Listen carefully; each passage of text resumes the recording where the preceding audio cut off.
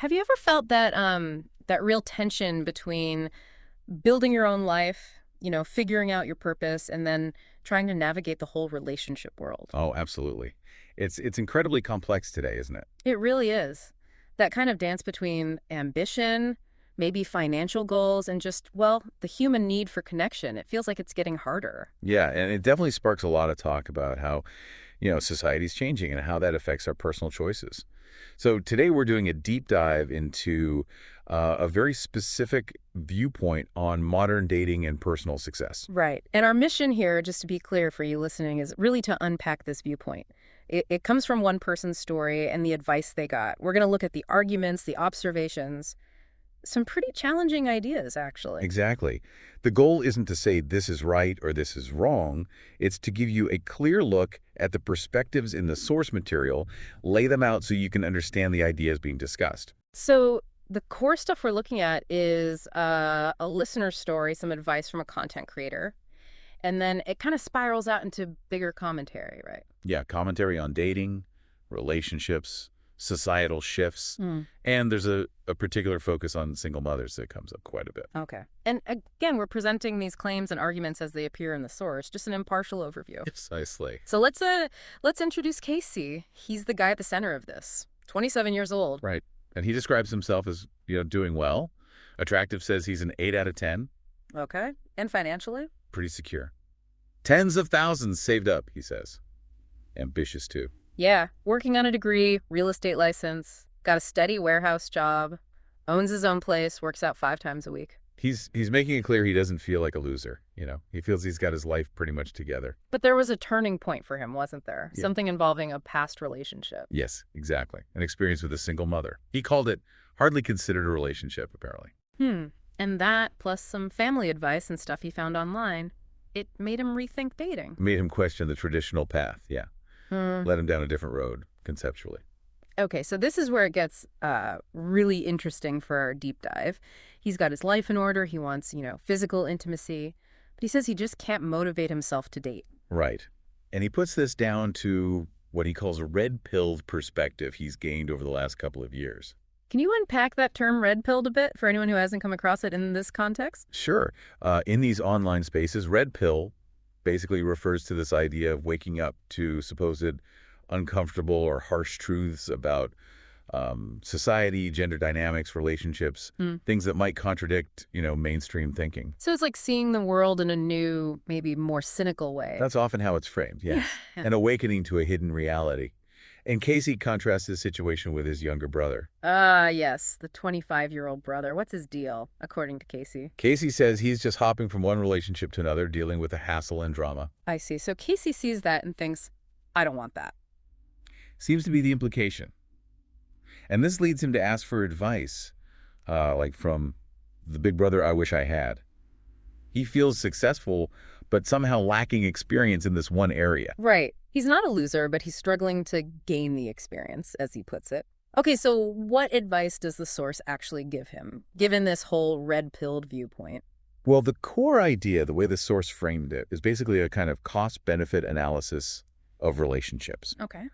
It suggests that once you've seen what it calls female nature, these perceived truths, then the hassle and drama of dating, the emotional and financial cost, well, it's just not worth it anymore. So the source is pretty blunt about it. Extremely blunt. It actually says the boobs are no longer worth the squeeze. Wow, okay, that's direct. Very. Yeah. And that leads directly into the advice about money. Which is? Basically, keep squirreling away that money instead of throwing it at the honeys. Yeah. Build financial security above all else. And the reasoning behind that, is it just about being rich? It's presented more as a way to manage life and reduce stress.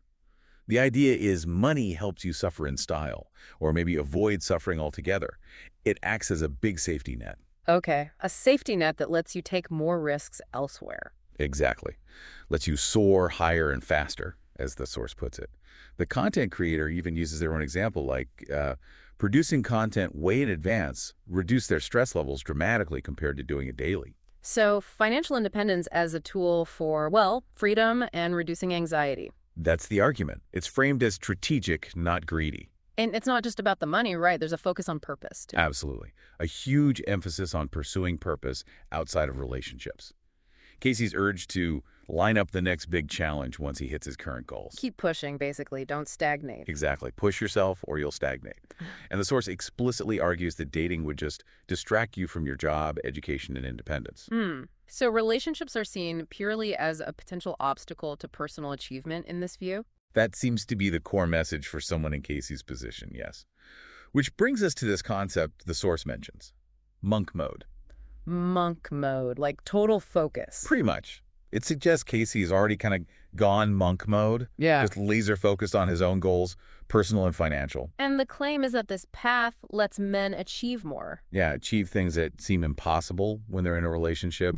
All that free time is better spent being productive. It's about channeling energy inward towards self-improvement. But doesn't that sound potentially empty? The source must address that, right? It does, yeah. It poses the question directly. Is this all there is to life? No family, no relationship, just achieving your own goals for yourself. And the answer is? The suggestion is to deal with any emptiness through soul-searching, finding passions, hobbies, maybe going on a voyage of self-discovery, find fulfillment internally or through solitary things. Interesting. So self-reliance taken to quite an extreme. You could say that. And Casey's story isn't presented in isolation. The source ties it into a much bigger picture. Right. Moving beyond just him. What's the broader argument? Well, it directly tackles that common question. Where have all the good men gone? Okay. And the source's answer? It's pretty stark. It claims men with means are dropping out of the dating scene in droves and asking ourselves, what's the point? Dropping out entirely. That's the claim. And the answer to where have the good men gone is, according to this source, they've probably gone their own way and they won't be coming back to you. Wow. So a deliberate withdrawal from the dating market by successful men. That's the perspective being put forward. And it suggests consequences for women. Such as? Increased competition among women, which the source claims eventually leads to depression and, this is quite a line, a craving to buy a cat. Okay. That's provocative. It is. And it suggests women then need to up her game, maybe get a better job, work on their looks more to attract these men who've supposedly checked out. Okay, so that's the wider context. Now, you mentioned earlier a specific focus on single mothers. Yes. This ties back to Casey's initial experience, the one he called hardly a relationship. The source labels dating a single mother a huge red flag right off the bat. A huge red flag. And then it brings in this other article to contrast views. It's titled, Why Nothing Personal, But I Don't Want to Date a Single Mom is Totally Personal, written by someone named Emma on a site called wealthysinglemother.com. Okay, so what's Emma's story? She talks about feeling shamed by an older man who said he didn't want to date a mother. And how does the source we're analyzing interpret Emma's article? It interprets it quite critically, calls it rider's revenge by shaming him in public. Ouch. So seeing it as an attack rather than a valid perspective. Exactly. And it also picks up on Emma mentioning another man who supposedly adored her. The source reframes this as finding a man willing to worship you while providing resources to the cankle-biters that I never created myself. Whoa, okay, cankle-biters. That's incredibly derogatory language from the source. Yes, it is. Very inflammatory. It's important we note that language is directly from the source material we're discussing, used to describe children from a previous relationship. It shows the intensity of the viewpoint. Definitely. So, beyond interpreting Emma's article, what specific arguments against dating single mothers does the source highlight? It mentions comments on her article. It does. It pulls arguments from the comments and from the content creator. For example, a commenter named Brian brings up the financial angle. What does Brian say? He argues, kids are expensive, and we'd rather allocate those resources into raising the kids of our own, not someone else's bloodline. He even adds that furthering our DNA is one of the only perks left for men. So a genetic and financial argument there. What else? Another commenter, Anthony, makes points about priority and roles. Oh, wait. He claims a man dating a single mother will never be the priority, that he'll be more like a butler, not a boyfriend. A butler. Okay. And also that the kids won't respect him because, he's not the real father. What about emotional stuff? Anthony mentions that too.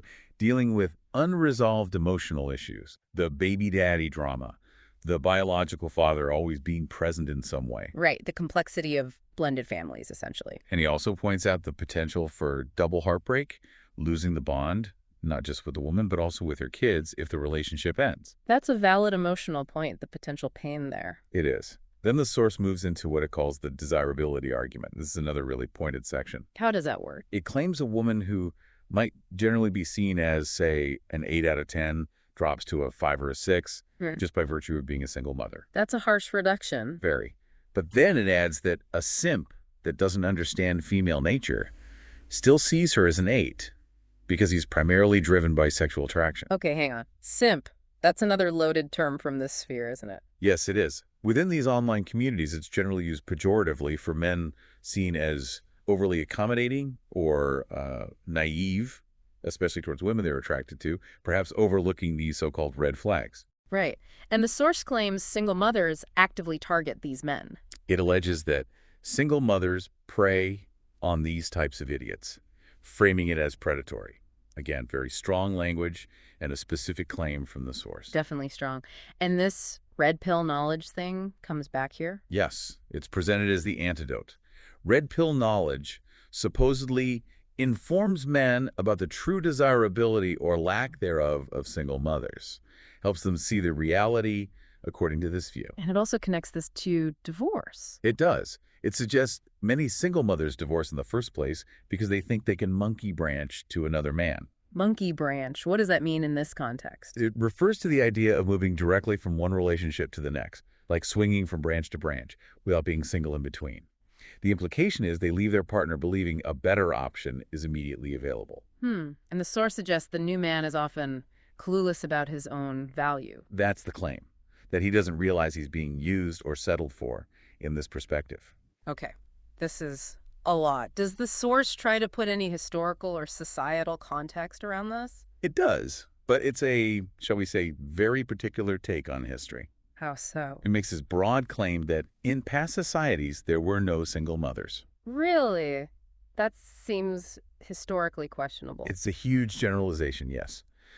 The source argues that if a mother left, the children became both the property and the burden of the man. Okay. And how does it contrast that with today? It argues the only reason single mothers can keep the brood that they have today is because the government taxes us so heavily and hands the booty off to the single mother. So blaming government support and taxes for the existence of single motherhood. That's the explicit argument made in the source material.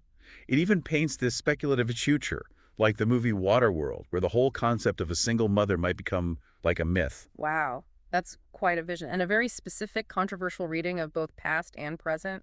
Extremely specific and controversial, yes. It's crucial to understand that's the source's assertion, not a widely accepted historical or sociological view.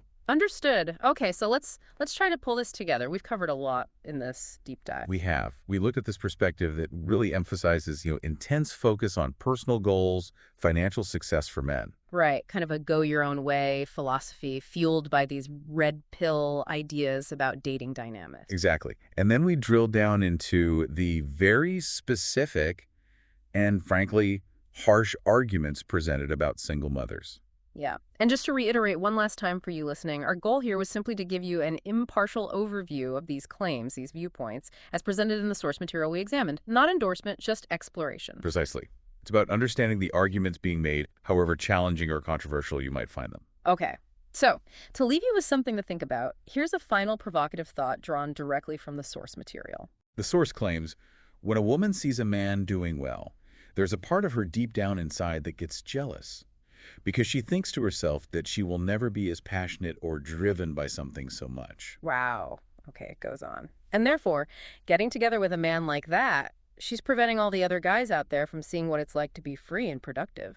Yeah, and it concludes, dating him means that she's most likely going to sabotage all of his progress, drain him as much as she can from his success, and then eventually move on to the next willing victim. So that raises a pretty fundamental question based on this source's perspective. What are the real motivations, conscious or maybe unconscious, driving our dating choices when individual success is such a huge factor? If you take this source's claims at face value, it paints a very specific picture of those dynamics, something for you to definitely chew on as you navigate your own life and relationships.